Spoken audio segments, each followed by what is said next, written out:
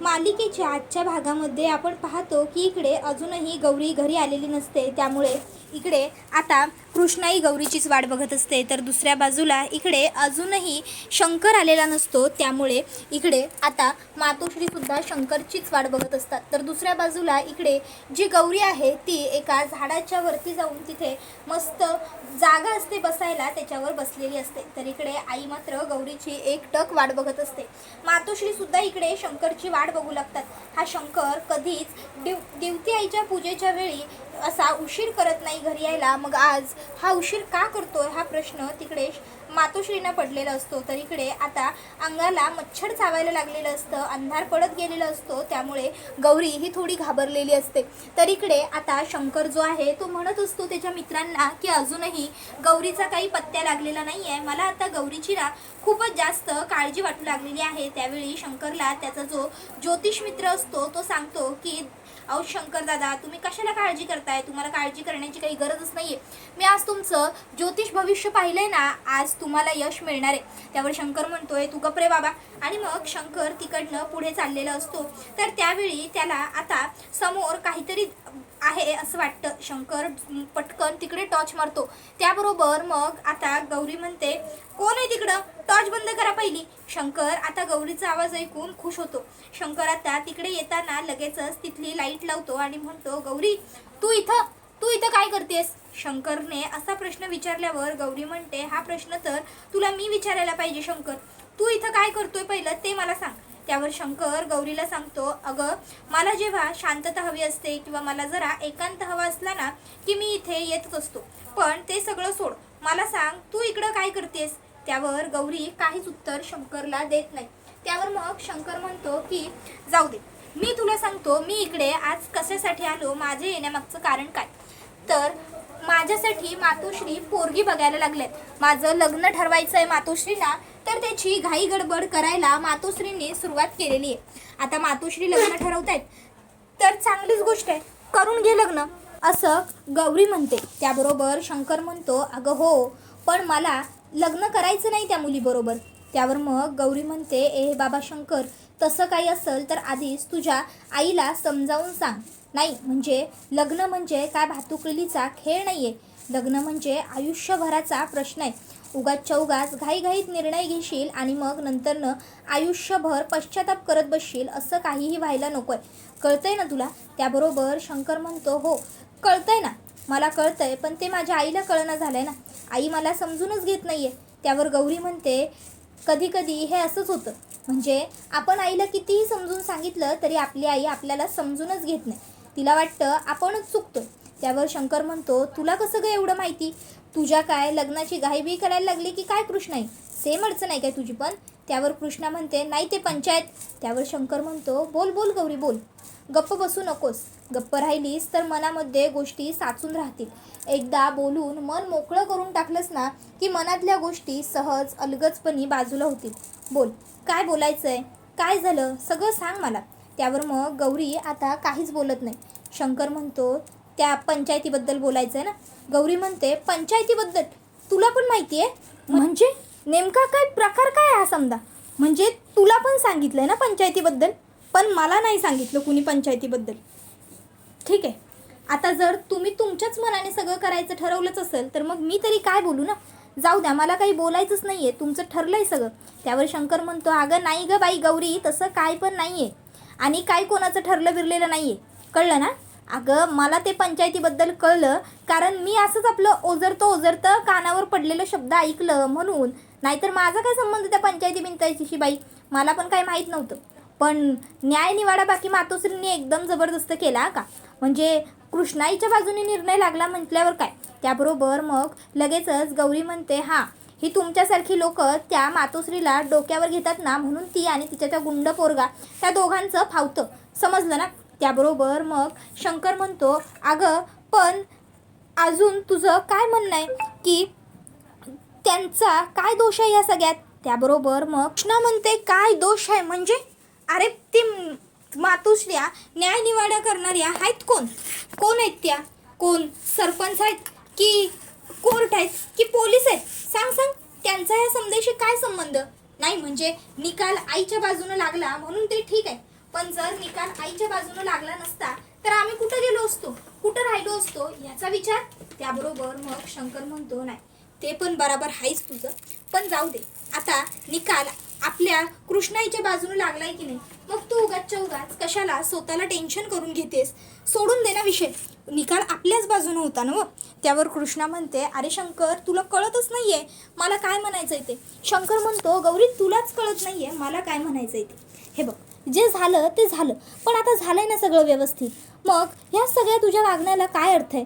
कृष्णा आईने आणि माझ्या बहिणींनी माझा विश्वासघात केलाय, मला धोका दिलाय त्यांनी, असं गौरी म्हणते. शंकर म्हणतो गौरी आता तू जरा जास्त बोलायला लागलीस असं तुला वाटत नाही का, काय बोलतेस तू, धोका बिका दिलाय म्हणजे काय अर्थ आहे याचा. हे बघ गौरी तुला जसं वाटतंय ना तसं काहीही नाही आहे, कळतंय का तुला. अगं गौरी मी तुला ना एक गोष्ट सांगतो, म्हणजे माझ्या बालपणीची गोष्ट सांगतो बरं का. माझा ना एक लई चांगला मित्र होता आणि माझं गणित लईच कच्चं होतं, म्हणजे गणित तसं सगळ्यांचंच कच्चं असतं. तशी गौरी शंकरकडे बघू लागते. शंकर म्हणतो अगं बाई तुझं नाही बोलत आहे, हुशार माणसांचं नसतं पण माझ्यासारख्या माणसांचं गणित कच्चं असतं.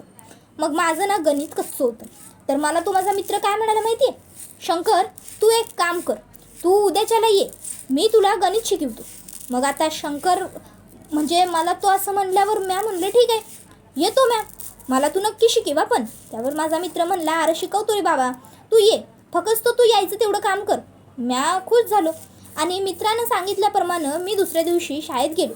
आता शाळेत तर गेलो, पण त्या दिवशी माझा मित्र शाळेत आलाच नव्हता. आता मित्र शाळेत आला नाही, मग मला माझ्या मित्राचा लई जास्त राग आला. मला काय वाटलं माहिती आहे का, माझ्या मित्रानं मला फसवलं, माझ्या मित्रानं मला दगा दिला, माझ्या मित्रानं मला खोटं सांगितलं की तो माझी मदत करेल म्हणून. खरं तर त्याला माझी मदतच करायची नव्हती. आणि मग मी माझ्या मित्रावर राग धरून राहिलो आणि मी त्याच्याबरोबरचं बोलणं टाकून दिलं. आणि मग मला एका वर्षभरानंतर कळालं की त्या मित्रानं त्या दिवशी न येण्यामागचं कारण होतं त्याचं आजारपण. त्यावर गौरी म्हणते काय आजारपण म्हणजे. त्यावर शंकर तिला सांगतो म्हणजे हेच गौरी की त्या दिवशी माझ्या मित्राची तब्येत खराब होती, त्याला लई जास्त ताप भरला होता आणि म्हणून त्याला शाळेत यायला जमलं नाही आणि म्हणून तो शाळेत नाही आला आणि त्याने मला नाही गणित शिकवलं.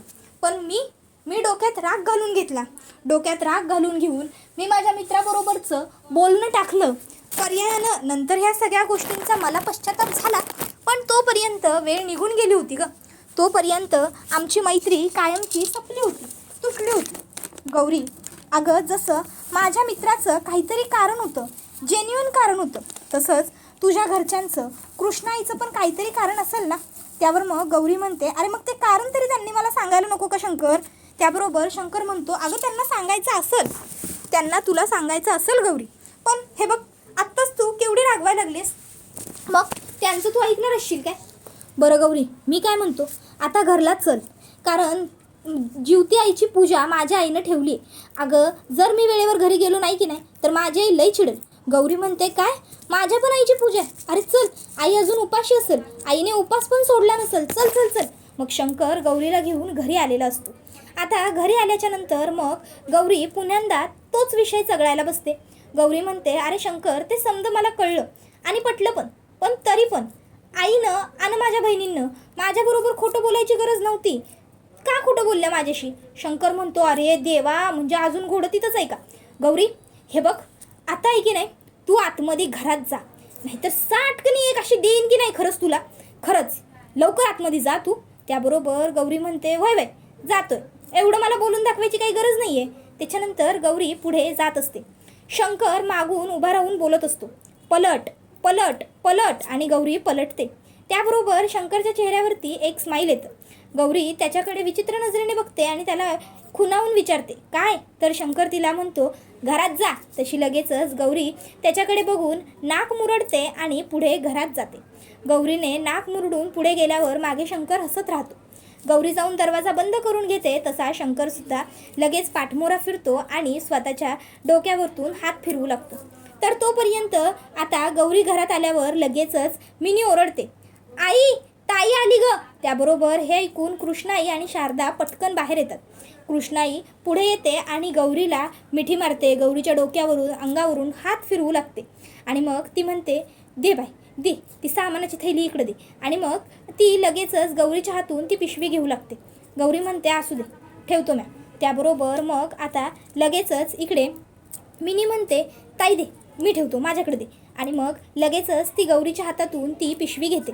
त्याबरोबर लगेचच इकडे आता कृष्णाई म्हणते की खरंच तुझं समजा ठीक आहे ना, मग तू बरी आहेस ना. त्याबरोबर मिनी विचारते, ताई तू कुठे गेली होतीस. त्याबरोबर मग कृष्णाई म्हणते, झाल्या का तुझ्या चौकशा सुरू. तिला भूक लागली असेल, आधी आपण पूजा करून घेऊ आणि मग सगळ्याजणी जेवाय बसू. चला पूजा करून घेऊ.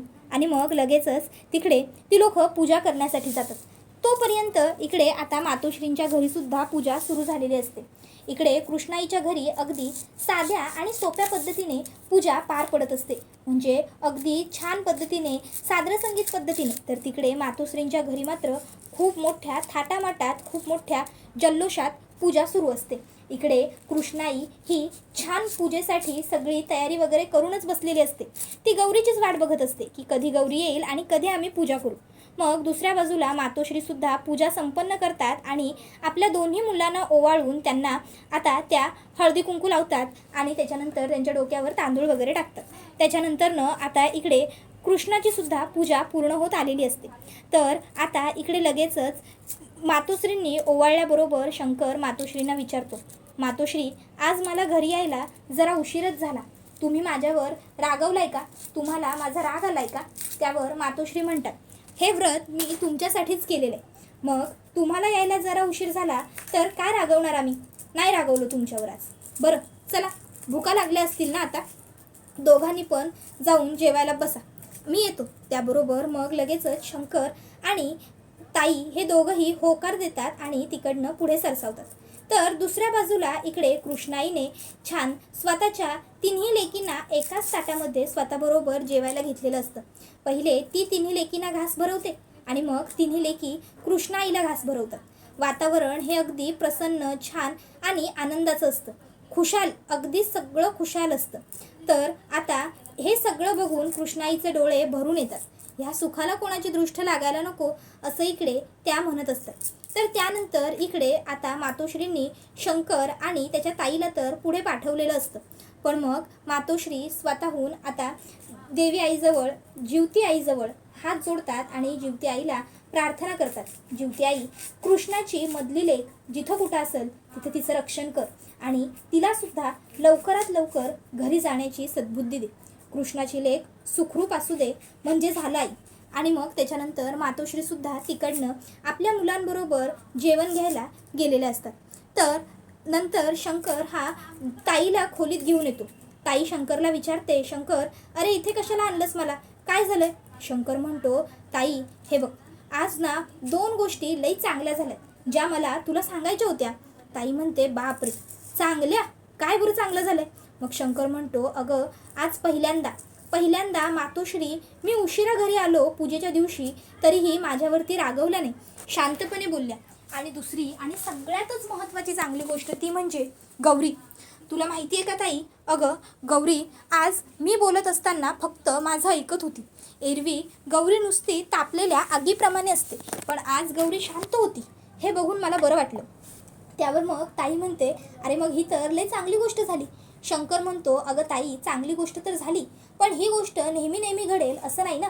म्हणजे गौरीचा राग तुला माहितीच आहे, गौरीचा राग किती अफाट आहे.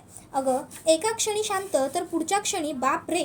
त्याबरोबर मग ताई म्हणते, तू प्रार्थना कर मग देवाकडे की गौरीचा मूड कायम असाच चांगला राहू दे, गौरी कधीच चिडू नको देस, मग बघ सगळं कसं छान होईल ते. शंकर लगेचच म्हणू लागतो, देवा खरंच गौरी कायम शांत राहू दे, तिचा मूड कायम चांगला राहू दे. तर दुसऱ्या बाजूला इकडे गौरीला ना झोपच येत नसते. मग गौरी शेवटी उठते आणि जाऊन आता तिच्या जागेवर बसते, अभ्यासाच्या जागेवर. मग ती तिथे जाऊन बसते आणि तिथे तिची जी रोजनिशी असते ती काढते आणि त्या रोजनिशीमध्ये आज घडलेला प्रकार ती लिहिते. आजपर्यंत मी कोणाचं कधीही ऐकलेलं नाही आहे, पण आज चक्क मला पहिल्यांदा कोणाचं तरी ऐकावंसं वाटलं. मी पहिल्यांदा आज शंकरचं ऐकलं. पण कसं काय, मी आज शंकरचं कसं ऐकलं, नाही म्हणजे मी कोणाचं कधीच ऐकत नाही. मग तरीही आज शंकरचं का ऐकलं असेल मी? काहीच कळत नाही आहे असा ती विचार करत तशीच बसून राहते. तर दुसऱ्या बाजूला इकडे ताई शंकरला समजावून सांगते, शंकर, गौरीचा मूड चांगला राहावा, गौरीने चिडचिड करू नये असं तुला वाटतंय ना, मग त्यासाठी तुला काहीतरी प्रयत्नसुद्धा करावे लागतील. तिचा मूड चांगला राहावा असं बोलून तिचा मूड थोडी चांगला राहणार आहे. शंकर ताईला सांगतो, ताई, गौरीचा मूड नेहमी चांगला राहावा आणि गौरी नेहमी खुश राहावी यासाठी मला काय वाटेल ना मी ते करू शकतो. मी काहीही करू शकतो गौरीला खुश पाहण्यासाठी. त्यावर मग लगेचच ती म्हणते, असाच कायम एकमेकांच्या सुखाचा विचार करा. त्याबरोबर हा व्हिडिओ इथेच संपतो. व्हिडिओ आवडला असेल तर व्हिडिओला लाईक करा. चॅनलवर नवीन असाल तर चॅनलला सबस्क्राईब करा आणि बेल आयकॉन आठवणीने प्रेस करा, जेणेकरून तुम्हाला पुढच्या प्रत्येक व्हिडिओचं नोटिफिकेशन मिळत जाईल. धन्यवाद.